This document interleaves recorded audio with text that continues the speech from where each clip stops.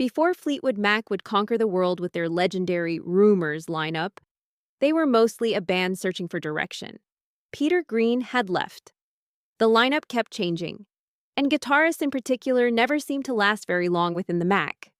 The only real constant became the rhythm section and Christine McVie. But everything changed because of one album.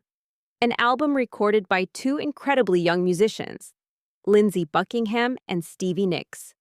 An album that hardly anybody knew, and yet somehow changed pop music forever.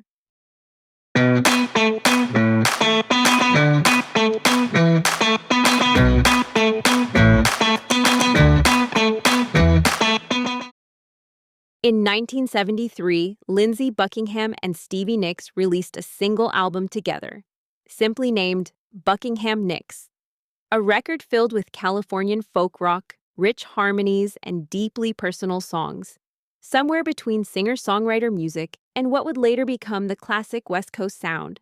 But commercially, the album was a complete failure. It sold poorly, received very little attention, and almost immediately disappeared from record stores. And yet, that is exactly where the paradox of this album lies.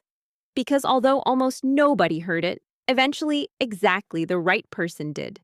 Because without Buckingham Nicks, there is no new lineup of Fleetwood Mac, no self-titled 1975 album, no Rumours, and maybe not even one of the greatest pop rock dynasties of the 1970s. So today, we are not just looking at a forgotten album, but at the unexpected beginning of an entirely new chapter in the history of Fleetwood Mac.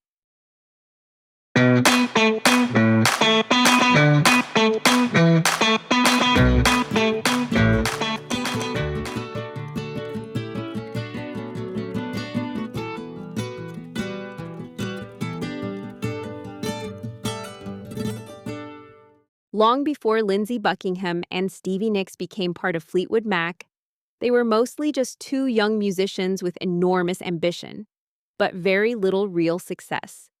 They met at school in California and first sang together during an informal gathering, performing California Dreamin' by the Mamas and the Papas.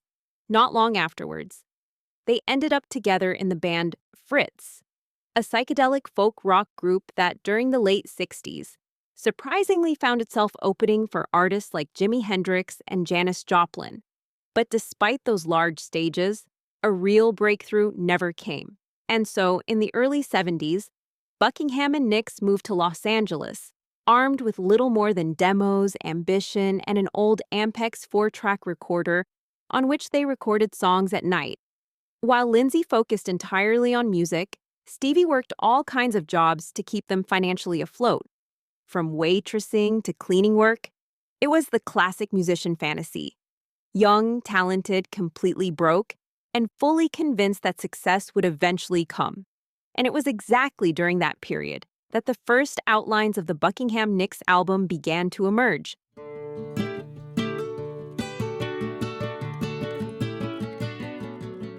When Buckingham Nicks was released in 1973, the album actually sounded surprisingly accessible.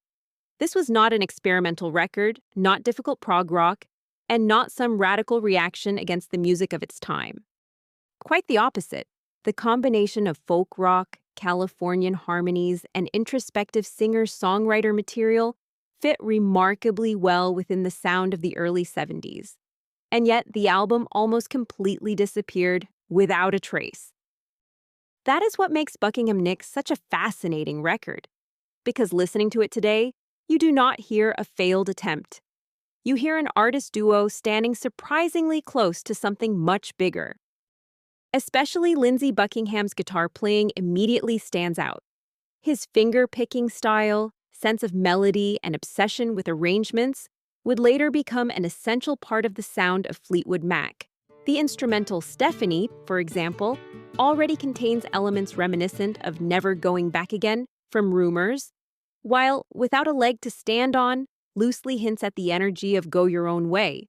Don't Let Me Down Again occasionally carries the same loose, driving atmosphere that would later return in Secondhand News.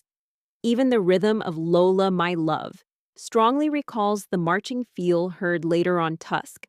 Not that these early songs can truly compete with the later Fleetwood Mac classics, but the potential is clearly audible. At the same time, you can already hear much of the mysterious, almost dreamlike atmosphere in Stevie Nicks' songwriting that would later become so defining.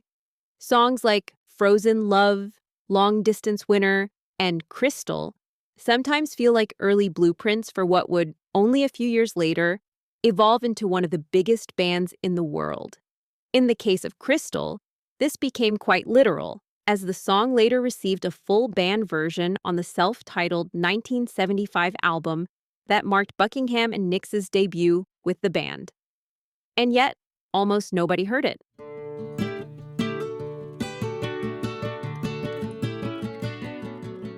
Despite all the ambition behind Buckingham Nicks, almost nothing actually happened when the album was released on September 5th, 1973. Polydor Records hardly seemed to know what to do with the duo. Promotion was limited, airplay was scarce, and the album quickly disappeared among the enormous number of releases from that era. Still, the label did try to bring attention to the record. In 1973, Buckingham Nicks even appeared in promotional campaigns around Sunset Strip, including a billboard in Los Angeles. But despite that visibility, a real breakthrough never came.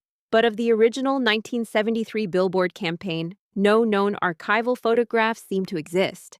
Even the promotion itself feels half lost to history. And that is remarkable because the music itself was not really the problem. If anything, listening back today, Buckingham Nicks almost feels like an album that arrived slightly too early for its own destiny, as if the right people simply were not listening yet. And so, Lindsey Buckingham and Stevie Nicks found themselves trapped in a situation painfully familiar to many young musicians. Plenty of talent, plenty of ambition, but almost no audience. Hardly any recognition. As the album slowly disappeared from record stores, both of them had to take on all kinds of work again just to survive financially. And somehow, looking back now, that almost feels unreal. Because listen to songs like Frozen Love or Crystal today, and it becomes difficult to imagine that this album was ever completely ignored. But exactly at that moment, when Buckingham Nicks already seemed to be heading toward obscurity, something happened that nobody could have predicted.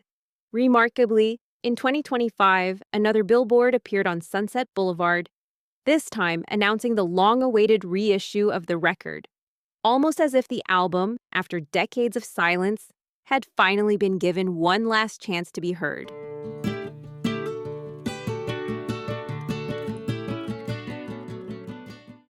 By the end of 1974, Fleetwood Mac once again found itself surrounded by uncertainty. The band had already gone through multiple lineup changes, and once again, there was an opening for a guitarist. Meanwhile, drummer Mick Fleetwood visited Sound City Studios in Los Angeles, not necessarily to search for new band members, but mainly to check out the studio itself. Sound City had already built a strong reputation, and Mick was considering recording there with Fleetwood Mac. At that point, Sound City had already become one of the most important studios in Los Angeles, a place where albums by artists like Tom Petty, Neil Young, Fleetwood Mac, and eventually even Nirvana would be recorded. But in late 1974, nobody yet realized that it would be there, between the studio walls and a brand new Neve console, that the future of Fleetwood Mac would unexpectedly change direction. During that visit, producer Keith Olsen played Mick a recording to demonstrate both the studio and the new console. That recording was Frozen Love, and it was especially Lindsey Buckingham's guitar playing that immediately caught Mick Fleetwood's attention. It is one of those rare moments in music history where, looking back, almost everything seems to come together through one single coincidence, because the album that had barely reached anyone commercially was eventually heard by exactly the right person. Fleetwood wanted to invite Buckingham to join Fleetwood Mac, but there was one condition. Lindsey Buckingham had no interest in joining without Stevie Nicks. And so Fleetwood Mac did not gain one new member, but two. Without anybody truly realizing it at the time, the most famous lineup in the history of Fleetwood Mac had just been born. And with that, the dreams of Lindsey and Stevie had finally come true.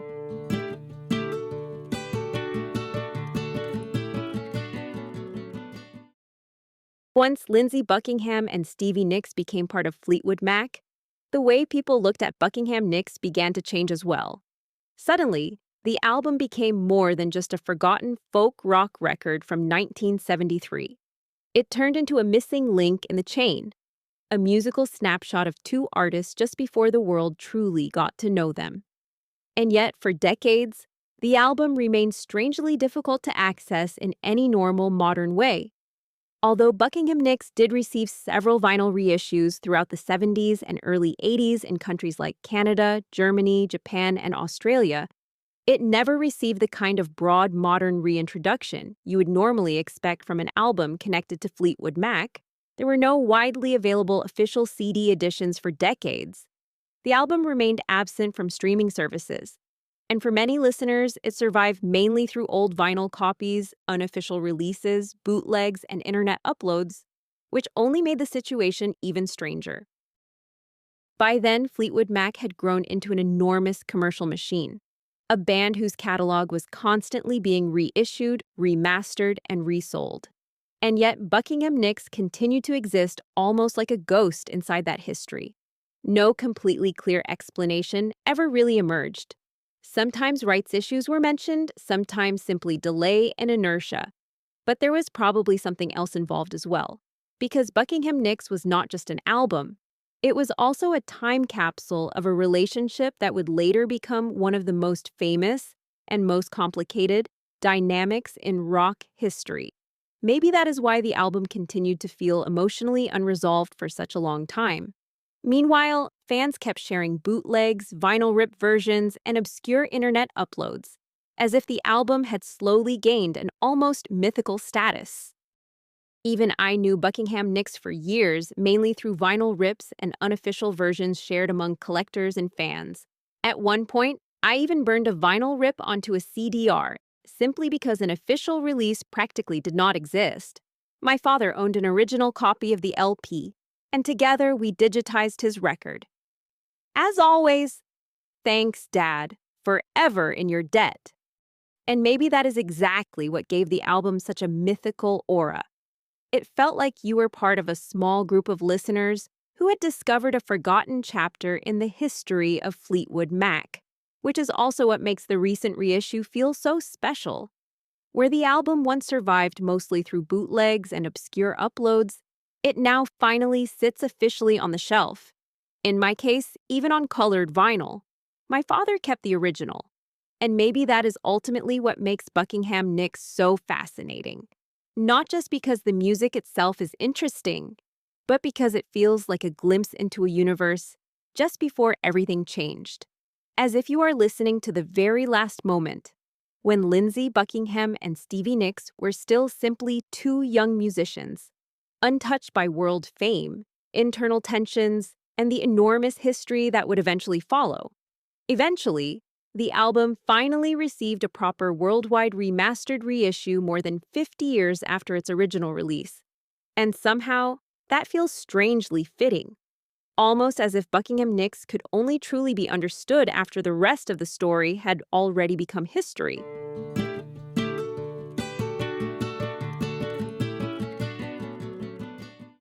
The cover of Buckingham Nicks would eventually gain an almost mythical status as well. The photograph, showing Stevie Nicks topless beside Lindsey Buckingham, was meant to feel artistic and free, perfectly in line with the Californian rock culture of the early 70s. But looking back, Nicks later admitted that she actually felt deeply uncomfortable during the photo shoot. She described it as a moment where she felt more trapped than artistic. And somehow, that fits the album itself remarkably well, because Buckingham Nicks also feels, in retrospect, like a snapshot of two young artists who still had no idea where life was about to take them. Young, ambitious, vulnerable, and somehow standing exactly on the border between anonymity and worldwide success. Buckingham Nicks may not be a perfect album, and maybe it is not even a forgotten masterpiece, but somehow, that is exactly what makes it more interesting. Because the real power of this record does not only lie in the songs themselves, but in what the album ultimately set into motion. Without Buckingham Nicks, There is no new lineup of Fleetwood Mac, no musical chemistry between Lindsey Buckingham, Stevie Nicks, and the rest of the band, and maybe not even the Rumours album as we know it today. The album was barely heard when it was released, disappeared almost completely for decades, and mainly survived as a kind of cult object among collectors and fans. But sometimes, those are exactly the most fascinating records. Not because they change the world immediately, but because only afterwards do you realize how much history was hidden inside them. Which is why Buckingham Nicks feels less like the end of a failed attempt, and more like the beginning of a story that still had to unfold. A story we will absolutely return to later in this artist arc. And that was Buckingham Nicks, the very first episode in the Fleetwood Mac artist arc. What do you think of this album? And were you just as excited when it finally received an official reissue last year? Let me know in the comments and vote in the poll. Listen to Buckingham Nicks after all these years through the Spotify playlist and visit the social media pages for all updates. I guess you can go your own way, but I will follow you if you follow me. And if you want to stay in that same Californian atmosphere, check out my deep dive into Boys of Summer by Don Henley. Click the card to watch that video now. Thank you for watching. See you next time. And in the meantime, drop the needle, press play, and remember, we're only in it for the music.